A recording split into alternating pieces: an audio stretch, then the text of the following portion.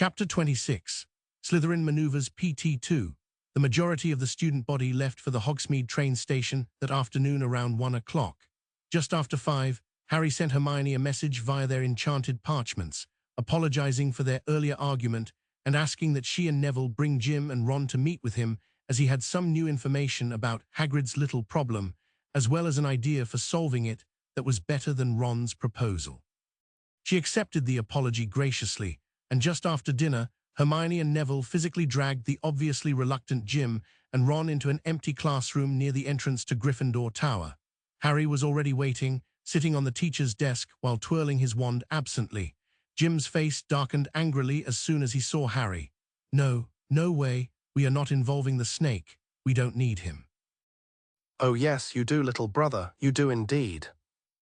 Harry jumped off the desk. "Because your plan has already failed. Draco Malfoy knows about the dragon and your plan for smuggling it away from Hogwarts. The only reason he hasn't tattled already is that he wants to catch you in the act, as dragon smuggling, as I've already informed Hermione and Neville, is a much more serious crime than mere dragon breeding."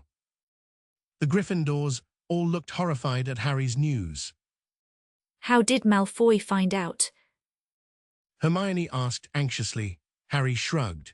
There was a small part of him that felt bad about how easy it was to lie to his best friends in order to get them to abandon Ron's foolish scheme.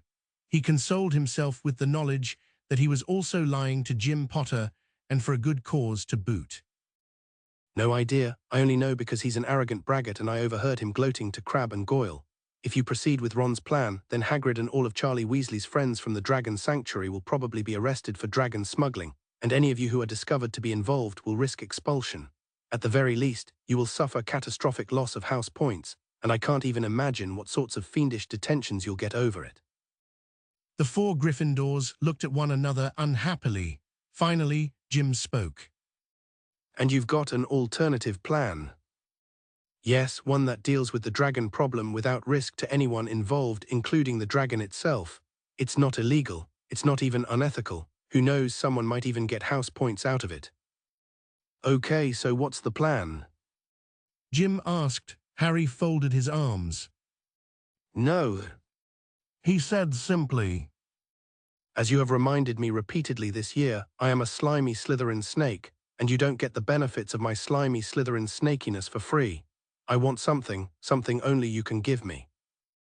"What is it?" Jim asked angrily.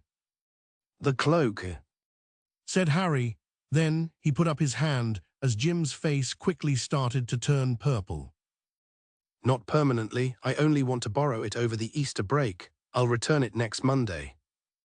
"No, absolutely not." Jim exclaimed. "Harry," Hermione interjected sharply, as if offended that the Slytherin would demand something in exchange for his help. "What, Hermione?" he asked in obvious annoyance. "Is it wrong for me to ask for the temporary use of a Potter family heirloom in exchange for my help, but acceptable for Jim to selfishly refuse even though it's his friend we're saving?" Then he turned from her to address the other lions. "Are you all that afraid of the awful threat posed by an invisible Slytherin? Would it help if I promised that while I have it I won't do anything illegal or criminal or even against school rules?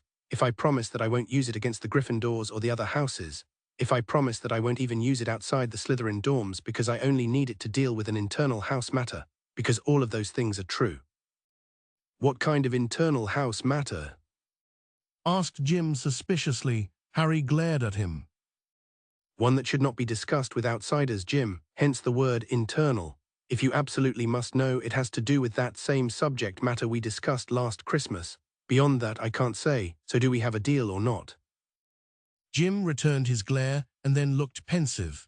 If by subject matter Harry meant Theo not, then it probably meant the other boy was in trouble, and Harry needed the cloak to protect him. "You promise to return it Monday." "I would swear on my family name and the honor of Slytherin House, but somehow I don't think you would take either of those seriously. But yes, I do promise to return it completely intact and undamaged on Monday." After hesitating for some time, Jim signed in resignation. "Okay, I'll trust you, but only for Hagrid's sake. I'll be back in a few minutes." Jim left the room, leaving Ron, Hermione and Neville behind. Ron was openly disgusted by Harry, while Hermione seemed angry with him for having the temerity to demand something in exchange for his help. Harry resisted the temptation to ask her how many dental patients her parents treated for free. For his part, Neville didn't seem angry with him, merely somewhat disappointed. Minutes later, Jim returned with his book bag, pulled the cloak out of it, and handed it over to his brother, who folded it neatly and placed it into his own bag. "Okay," said Jim. "what's your brilliant plan?"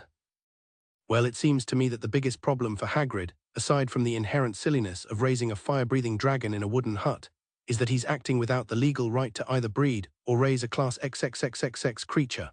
Luckily, there is someone around here who holds a ministry license for both those things, namely the school's Care of Magical Creatures instructor."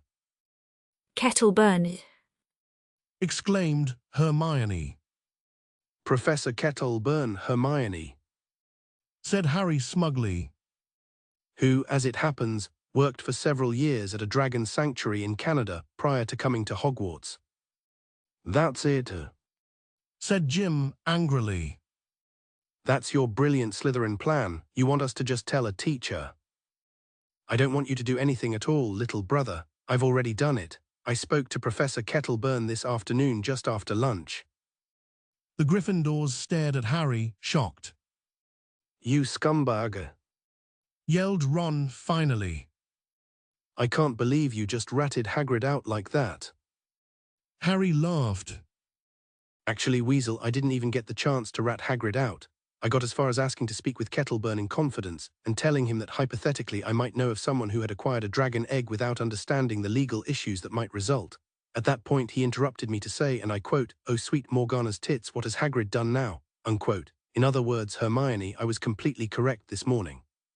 This is actually something Hagrid does routinely, and the staff just continually bails him out.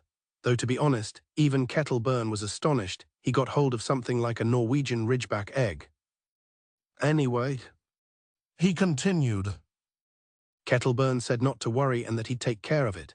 He has some friends in the ministry who will backdate an authorization form, allowing him to incubate a dragon egg that's been donated to the school until it hatches, and then to raise it for a few months, until it is old enough to be safely transporting via apparition.